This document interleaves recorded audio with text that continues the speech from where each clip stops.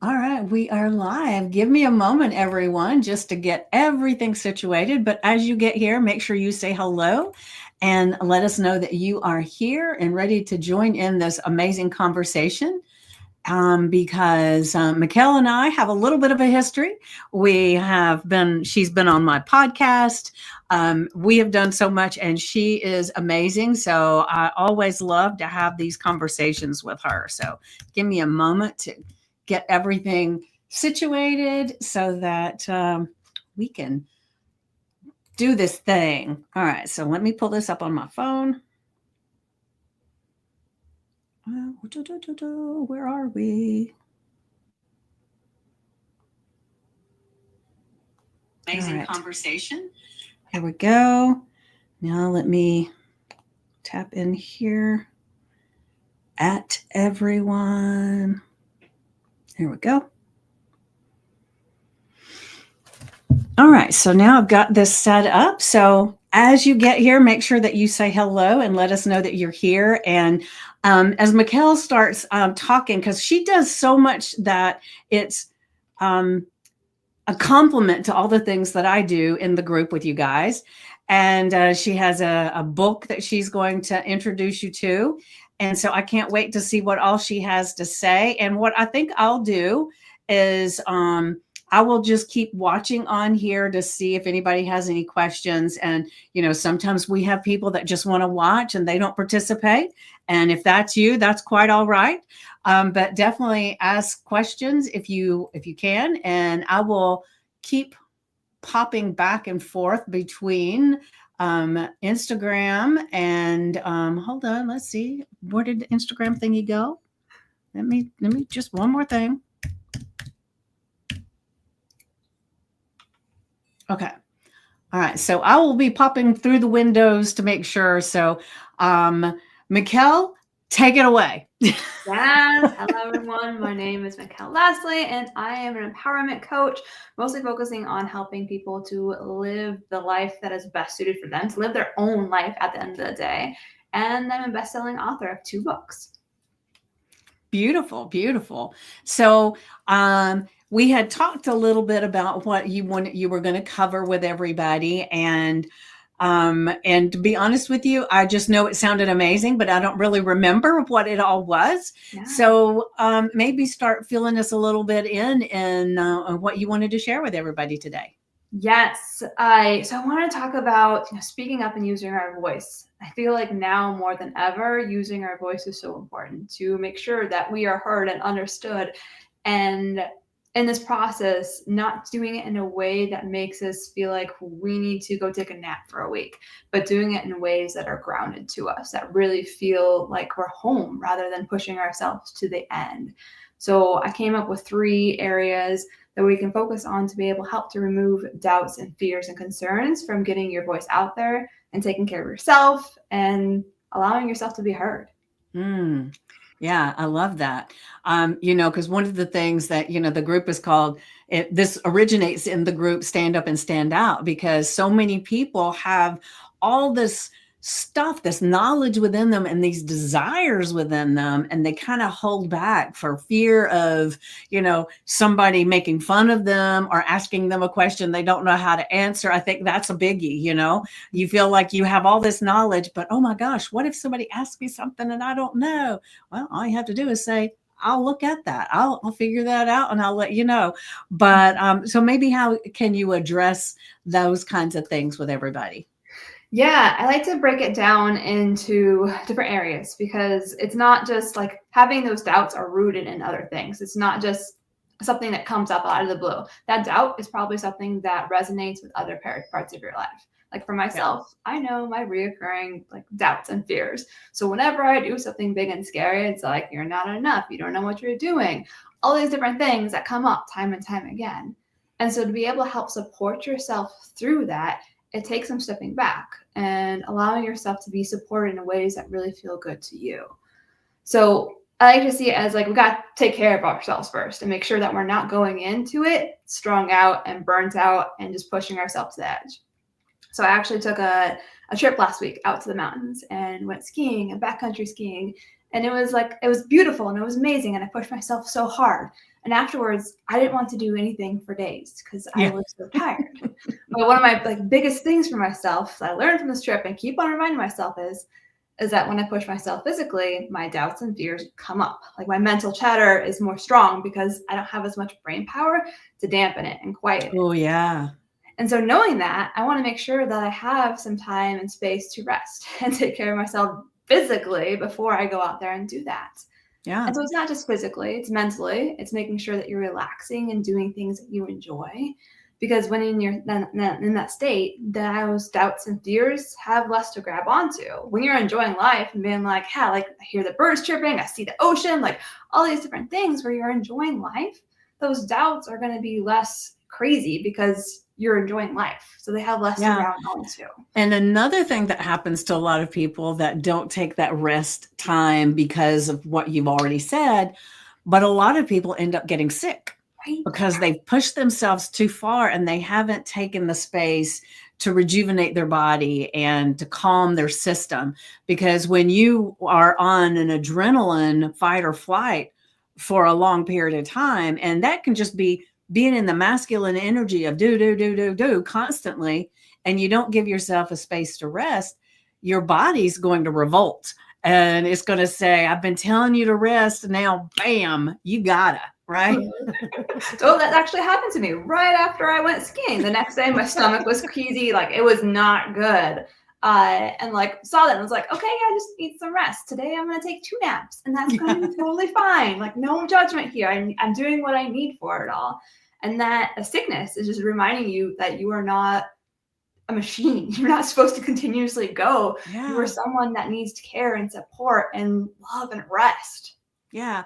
Well, I got a question for you because one of the things I've kind of been tapping into recently is that, as women, we have a lot of feminine energy about us that is amazing. And that's where we get all our creativity. And I know for me, when I tap into the feminine energy, I tend to find more ideas and things just seem to come together more. It's when I get into the masculine energy, and there's nothing wrong with it. We have to have that too.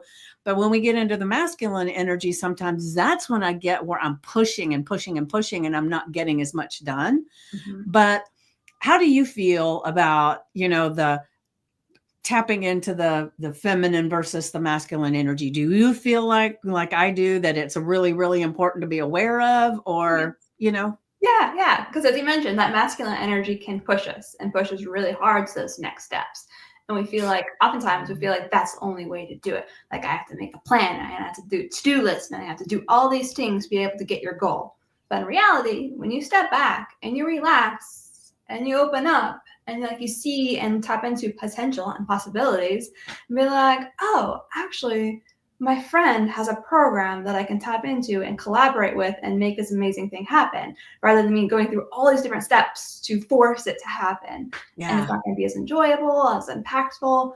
And so that ingenuity, that motivation, that inspiration comes when we're well rested, when we have time and space to think, when we're connected to something bigger and better and have our connections and community around us.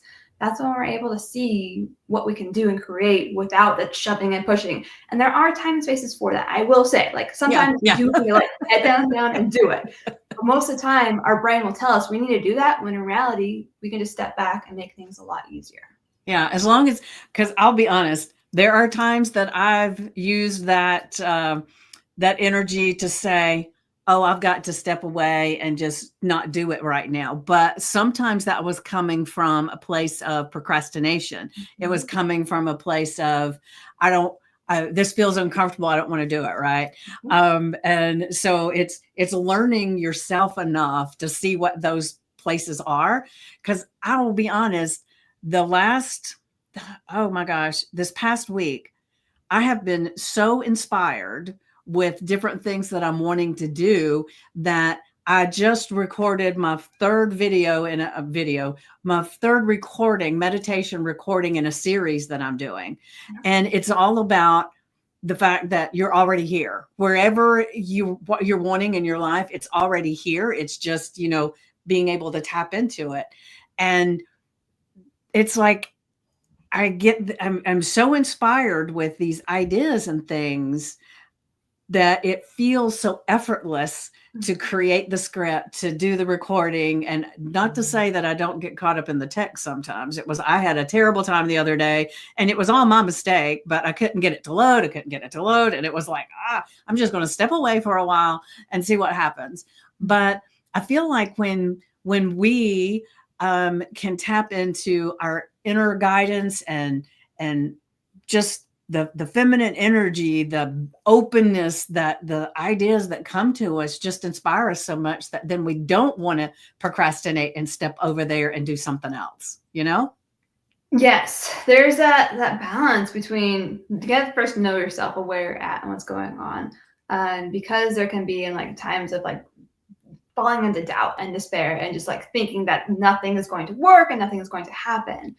And oftentimes for individuals that I work with and for myself, I use distraction there because our brain like wants to focus on that doubt and fear and like nothing's going to work out. Yeah. And so I'm like, I'm going to read a romance book right now. I'm going to like watch a show. I'm going to go on a walk. I am going to remove myself from the situation and trust that things are going to be better, because when you're in a stressed state, your brain and body are looking for like the worst case situation and trying to resolve that problem from that state of being. Right. And from that state of being, you can't find the solution because that solution is from the version of you that is not stressed. Yeah. So you just need to get out of that stress state. Yeah. And so distraction can be a huge tool to be able to help you step out of that and to be able to see what the solution is. So for example, I found for a while there, I was stressing about this cable because I have wireless headphones and sometimes I need the cable for Zoom calls. I was like, where in the world is this damn cable? I cannot find it. And I was like, when was the last time that I saw it? And it's like, I moved my room around and then like I haven't seen it since then. It's like, okay, I'll find it. And like earlier today, I found the dang cable as I was reading my book. So yes, sometimes when you relax and let go, these things magically happen for you. Yeah. Yeah. I love that. I love that. I don't know how many times I've been in that space where it was like, I couldn't find something. And I would just be looking and looking and looking. And then when I would say, well, the hell with it, I'm just going to just go do my thing. And then all of a sudden it would be almost in plain sight. It's like, how did I not see this? I must have walked around it, stepped over, whatever.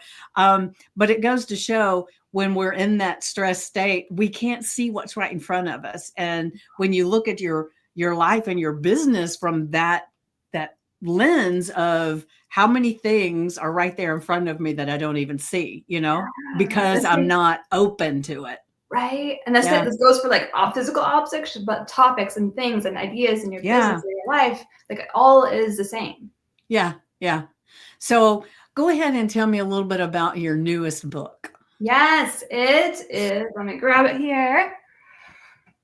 It is called Money Shift, and it is a 30-day journal to be able to help you go from money stress to money yes, is the subtitle for it. And it's been a fun journey to be able to help people transform their story with money, because money is one of the biggest stressors in our life, turns out. Even if you have money, you can stress about money, which is so funny. Yeah. And so it's been fun to be able to see what shifts for people. It's a money mindset journal. So it's going to help you dive into shifting your beliefs, how you view money, how you utilize it to your benefit, looking at how to make it work for you rather than you working for it. Yeah. Well, this is so perfect timing because my one of my friends and I, Sue Anderson, she and I collaborate together for a couple of things. And one of them is we have a monthly program that we do that is called Rewrite Your Money Story. And it's perfect. So I'm definitely going to be sharing the link with them to see, if they want to indulge in that book, in the journal. But so is each page a different thing to focus on? So there's 30 days. So it's broken down into those 30 days, and each day you go into it. I will say too that you do not have to do them in order. You do not have to do like one day, next second day, third day. Like do however you need to be able to go through it. And it starts first with a quick lesson, like a page, maybe a page and a half. And then it goes through 3 questions to be able to help prompt you to really understand where it is that you want to be with money and how can it work for you in your life. Beautiful. So how many pages are in? There's 30 in the book, right? Let me quickly look. go to page 15. Right. 15, 15. Okay, let me go to 15. And just tell us what it says. Oh, day one. Perfect. Yes. Why do you want money is the title of that day. So it Okay. really dives into really understanding what is it, why did you pick up this book? Why did you draw to it? And how do you want to shift with your money is the first day. All right. So the first day is on page 15. Yeah. So what's ahead of 15? That's a lot of pages to get to the first day. I'm No, intrigued. day one is 15. Oh, so before that is an introduction. It is Okay. the table of contents. Yes. Okay. Mm-hmm. All right. Then how about go to day 15? Let's see what it says. So day 15, the day one. Why do you want money? That page? The like if that's the first one, that's Okay. day one, go to day 15. Oh, day 15. Thank you. Yeah. Yeah. Uh, We're just teasing everybody so they'll right. know Ooh, how yes, valuable it is so they can grab the book. right. So day 15 is checking in with your money tracking. So throughout it, you're actually checking how much money you are making, saving, and receiving through it all. Mm-hmm. And it's been really cool because I've done this journal several times now. And it's been really cool to see how much I see coming into my life. And with that, like see how much gratitude I have towards money because of it all. Because there's so much money that we save from groceries, from receiving from friends and family, from all sorts of different areas that we don't really count for ourselves. Right. And Right. money does the best when it's like acknowledged. And so being able to track it allows us to do that. Yeah, it's funny because I was listening to someone this morning and they were talking about money and it was all about the appreciation. And I loved the analogy they used. So I'm going to share this. But she said, let's say you have a child and that child's about 3 or 4 years old. And instead of loving on that child, all you keep saying is, I want another child. I want another child. I want another child. And that's all they ever hear. They don't ever hear, I love you. I'm so grateful I have you and everything. And that's essentially what we do to money is that we don't appreciate the parts that we have. We're constantly talking about what we don't have and how we need it. And I loved that analogy because that really puts it in perspective more, you know? And because if you think about, you would never be mean like that to your child, right? But we do that to money. And so it really, really skews our relationship with money in a profound way. It really does. I think it was Tasha Chin that I listened to her a lot. And so I want to give her kudos. So anybody that's watching, they can go check her out, but, and tell her I sent you. But the thing is that, you know, it's important to, like you said, to really tap into our appreciation for where we're at.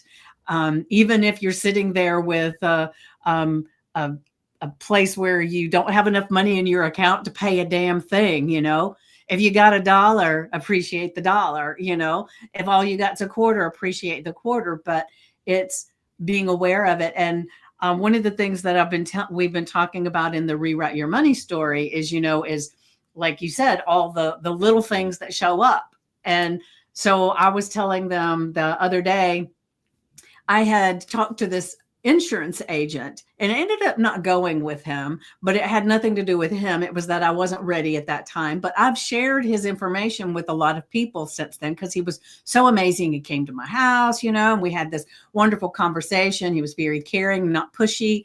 And so one of the people I sent to him reached out to me and said that she had gone with him and that he was trying to find me in his data bank, but he couldn't find me. And I said, well, I didn't sign with him. And she said, oh, okay. So she reached out to him and told him. And so he asked for out to him. So I reached out to him and he said, well, I want to send you a thank you gift for sending this person to me. And I said, okay. He said, where do you shop? And I said, just send me a Publix card, you know, that'll be fine. And then, you know, a week later, I got this Publix card in the mail. And it was like, so it just came from nothing other than me having a conversation with someone. Right. And so that was like a very unexpected gift for having had that conversation because whether he sent me anything for an exchange or not, I still would have shared, like we share about restaurants and movies. And I mean, I really think that if the restaurants were smart, they would have like this little referral system in a different way than just how many times you go. It's how many people do you send to us? I think they would really, really go gangbusters, right? Just think of every time you sent someone to your favorite restaurant and they gave you a $5 coupon for the next time you came in, right? I mean, you'd be, hey, I don't know you, but here, come over here. Let me tell you about this restaurant. And so I think that it would be a very valuable thing for them. But it is amazing how just by sharing something with somebody, you get a gift for nothing, right? Right. And it's so funny how money comes to you in different ways. Like that's one way, Yeah. like just like cycle of receiving and giving. But also like this past week, we're going skiing at the mountain and we're looking at tickets. And my husband was a little stressed, well, a lot of stress, a bit with it all, of being like, oh, the tickets, like we got to buy our tickets beforehand. We got to figure this out. And I was like, we'll figure it out. Family's in town. Like we're not sure if we're going to ski with them or not. And then they got to the day of and we looked at ticket prices and they're like 250 pieces, like $1 a piece. And we're like, oh, for like a couple hours of skiing, like we can break down like the per minute cost of this with it all. And so initially we were like stressed out of it all. And as I was getting into the car, I was like, no, like I don't want to be in this energy. Like I want to feel like a baller that I can pay for this and be like, no problem whatsoever. So I got into that energy. We went to the front office of it all and realized that we could use a friends and family discount and that my mother-in-law would actually pay for it too. So I was like, damn, like I really feel like a baller now with it all. And like just how the energy shift can like ripple out with it all. Yeah. And how you feel it. And then how you're supported in different ways too. Yeah. Yeah. I love that. Yeah. It's just shifting that energy. Right? It's amazing, you know. I was telling somebody earlier today that I just saw that one of the people that I would he actually is where I got my first hypnosis certification, and he's in a lot of things that I'm involved in. And he posted that he was going to be at HypnoThoughts Live in Las Vegas in July, and it's like, ooh, I think I'm going to be putting that on my desire list and looking at it and seeing if how possible it is. So it's that's a great reminder for me to put that pull that energy coat on and you know, or my superhero cape of energy to manifest that if it aligns with where I need to be in the moment. That's the thing. Sometimes we can have something that we desire a lot, but sometimes it's not aligned with where we need to be, and that's when it doesn't work, you know. Right. But it did work because it puts you in a path of something even better, right? Right. Yeah. Some of the circles that I'm in, they talk about desires and what they want, and then we'll respond and be like, yes, that or something even better. Yeah. Like, yes, because like we can allow that energy for us and to know that we are supported in ways that we could never imagine. Yeah. Yeah. Well, I'm telling you, I loved this. I loved this. And we got about 5 more minutes, but I don't see any questions or anything there so far. So why don't you maybe share a little bit about how people can connect with you? And and I will try to remember to go and grab the podcast episodes that you've done with me and put them in the comments for everybody. But the first time we actually met up, it was a lot about human design. And so just really quick, you know, are you still doing a little with human design? And if you want to tell people maybe a little bit about what that is and just share how they can work with you. Yes. So you can check it all out on my website, afulfilledlifecoaching.com. I'm also on Facebook and Instagram and LinkedIn if you want to follow me there. But to work with me, you got my books. You got 2 books. The one we talked about, Money Shift, and then the other one, Soar by Living Your Life. And that's all about What is the first one? Money Shift that we talked about. Yeah, the other one. Yes. A Soar by Living Your Life. Okay.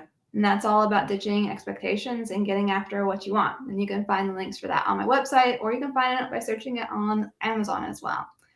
And then coaching. So you'll just see on my website that I have 2 offers now. One is a coaching and co-working sessions where we sit down and break down what it is that you want to do. Who do you want to become? Where do you want to step into? And allow space for you to create that actually by like turning off camera and for you doing that. And sometimes that is to relax and watch a show rather than do. Yeah. So they're beautiful to be able to help people tap into what it is that they want. And there, so that where human design shows up. It shows up in my coaching. So on those coaching and co-working calls, you'll be able to see like how you can utilize your human design to be able to integrate it into these sessions to get the most out of them, and to use tips and tricks to be able to be like, oh, this is why I'm always hitting resistance here, or this is where I can lean into to bring more ease into my life. Yeah. And then with my travel transformation, that covers 6 months, and it's a deep dive into where you want to go. And so we'll really dive into your human design deep on a deep level with that. And then my first book, Soar by Living Your Life, gives an introduction to it into 3 different areas: your type, your profile, and your decision-making process. Yeah. So human design, let me break that down for a little bit for other people. It is a wonderful tool to be able to help you understand yourself. So it's similar to astrology in some ways, but doesn't have like funny animals and like a map, circle map. It has a body on it, is the main, it's called a body graph. That's kind of how it's all put together. And with that, you're able to see how you best utilize your energy. So Vicky and myself are both manifestors. And so oftentimes our energy runs in spurts where we go and then we stop and then we go and we stop. And that's our natural ability. And we're able to move on from one thing to another and inspire other people by using our voices. Yeah. And hold on a second. Before you keep going, I want to tell everybody the first episode where Mikkel was on my podcast, she did my human design reading. And until I had that session with her, I felt like my ability, and now I call it an ability, to move on from one task to another. Sometimes it felt like I never finished anything, but she helped me see that through my human design, that was actually my gift, that I don't stay stuck in a place. I will move forward and shift gears because I understand that that's what I need to do. So that was so eye-opening and beneficial in my life that so I will definitely see if I can share that episode, because I'm telling you, it was life-changing. Just that one thing, understanding that the things that I had been chastised for in my life were actually a gift. So, Right. All right. So keep going. It's so easy to do, especially everyone I talk to with human design, there is those situations where they felt like they've had to be stuck in this box and it doesn't fit. And they're like trying to like make it work and move from one step to another in a box, but they can't. And so human design allows us and gives us permission to be ourselves. And there's so much benefit to be able to do yourself, because there's so much more ease, less stress. Things come to you so much easier when you're working with how you work. Yeah. Makes me want to go back and watch the episode again. You're going to get more if you rewatch it. Yeah. I know it. So thank you again for being here, and I appreciate you tremendously. And Mikkel is actually in the Stand Up and Stand Out community right now. And so if you come and you watch the replay, make sure you put #replay. But even if you decide not to do that, if you've got a question for Mikkel, pop it in there and she will come back and be able to answer those questions for you, because we've got a golden opportunity here to pick her brain, so to speak. And I'm telling you, the episode that we did together was so insightful for me. I love it that we've been able to connect and communicate in this way. So thank you so much for being here today. I greatly appreciate you and send you all the best. And everybody, check out her website, get her book, check out her coaching, take advantage of all the amazingness that she has to offer. All right. See you guys later. Mwah.